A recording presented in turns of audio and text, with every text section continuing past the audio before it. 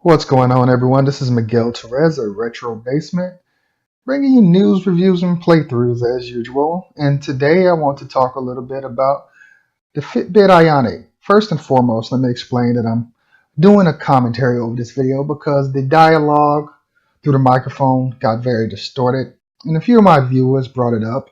And I value my viewers and I value their opinion first and foremost, as I've said earlier. So I decided to revise this video and just record new audio over it to make it a bit easier for people to, get a consensus whether this watch is worth their hard-earned money. So, the Fitbit Ionic. Well, let me talk about my previous experience with Fitbit so you can get a general understanding of how I came to the conclusion concerning this watch. My first experience with Fitbit was with the Fitbit Charge HR. I had it for maybe about a year or less before I decided to, upgrade. And the next watch I upgraded up to was the Fitbit Surge. And I enjoyed that watch. It was great. But the problem with that watch, that I had was that the band was not detachable. So in design, it had a design for where after you had it for a while, and I had the Surge for a little bit too before I decided to upgrade again. But let me finish talking about the Surge. The band popped, so that was a problem. Even though Fitbit has great customer service, they have a great warranty. Whenever I have problems, they replace it, this, that, and the third. So one thing about Fitbit, they have a good warranty and they'll work with you with whatever you need. They won't make you jump through too many hoops for a replacement. So anyway, going back to the first watch, the Fitbit HR, I had no problems with that watch except maybe band issues too. So that was Fitbit's biggest issue, was the band when they were not detachable. And let me move on what I upgraded to after the Fitbit Surge.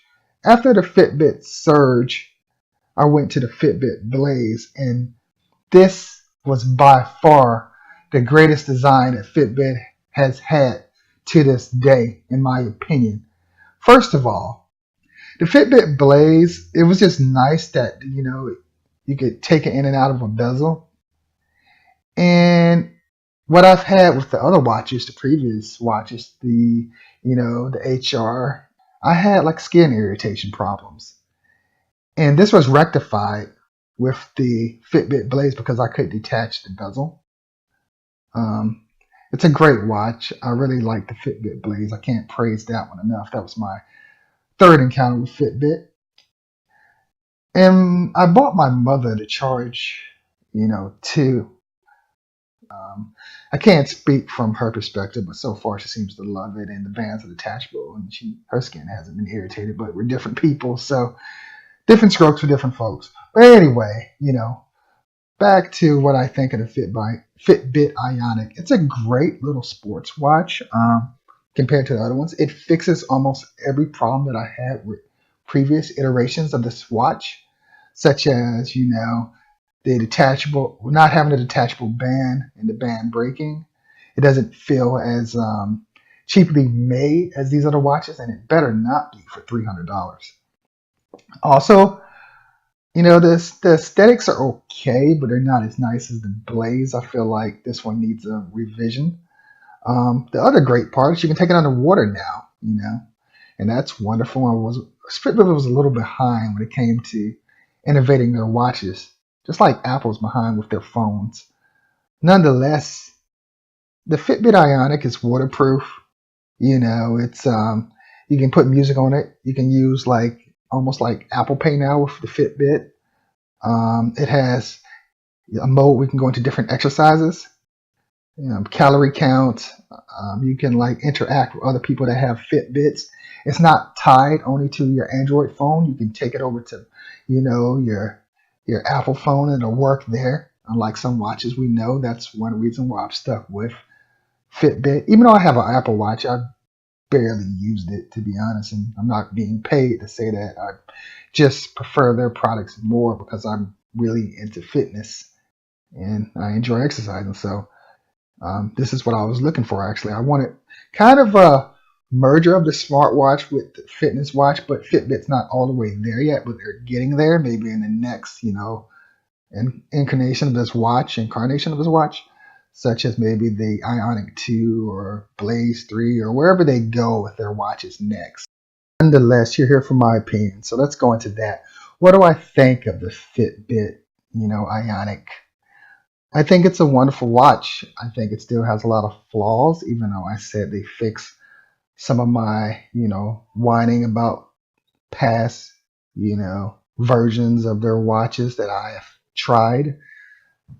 In regards to the Fitbit Ionic, I really like it, and I think it's worth the price if you really, really must have a fitness slash, smartwatch now. But if you're not in a rush and you're not in the gym, then you might not need this. This might not be for you. If you're on the fence about this and you're not currently in the gym, you're thinking about getting a gym membership, or because let's be honest, we can take the time with our phones if we just really want the time. We don't buy these smartwatches like Apple and Fitbit just to get a sense of, oh, what time is it now? It's 9:10, the time that I'm recording this video. We don't technically buy these watches for that. In this day and age, in regards to technology, we buy these watches as a multi-functioning device. Kind of like the same we do with our cell phones that are actually like a mini laptop. So, if you're not a fitness geek and like to be in the gym like me, then this might not be for you because it's 300 of your hard-earned dollars. And you might want to look elsewhere for a much, much cheaper option.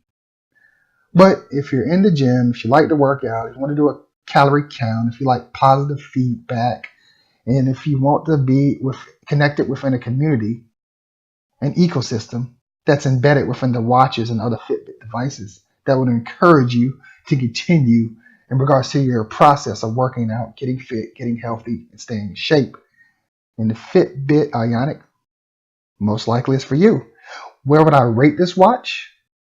In regards to its functionality, the waterproof, the calorie count, the fitness programs embedded within it, the food watching thing, the sleep cycle, counter of how many hours you sleep, the multi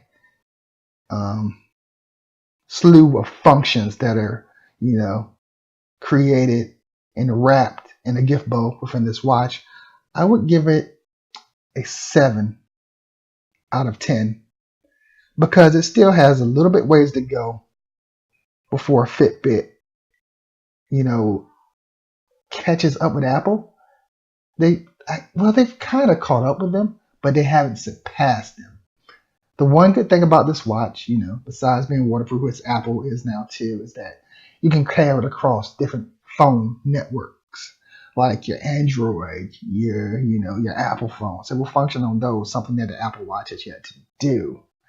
And it does some other things that the Apple Watch doesn't do either. But is that enough to spend $300? Depends on, if you're in the gym. If you're looking for a smartwatch to give you positive feedback to keep going and pushing yourself, this might be for you. Nonetheless, I hope you find this helpful. If you have any questions, please leave them in the comment section below. Again, this is Miguel at Retro Basement, reviewing electronics, anime, video games, and anything else that's interesting in the world. Please remember to like, subscribe, and hit that bell button. It helps out the channel a lot. Thank you for watching this video. Take care.